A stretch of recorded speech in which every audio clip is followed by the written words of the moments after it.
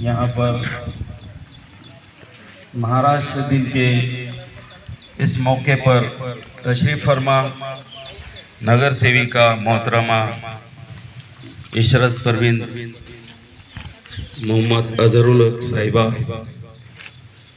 आरोग्य सभापति नगर परिषद बुल्ढाना, प्यारे बच्चों और टीचिंग स्टाफ, आज का दिन हमारे लिए बहुत ही अहमियत का हामिल इसलिए कहलाता है कि आज हम जिस रियासत में यहाँ रहते हैं उसका नाम महाराष्ट्र है, और ये महा और राष्ट्र इसका जो ताल्लुक है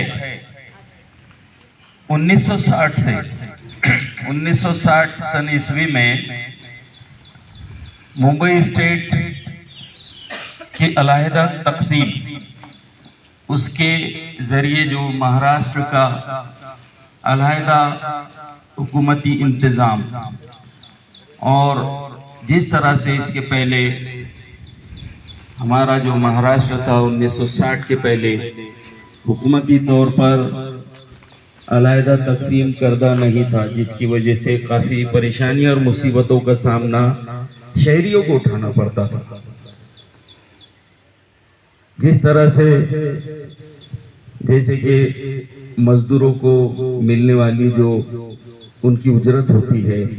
मजदूरी होती है, उसमें बहुत कमी थी।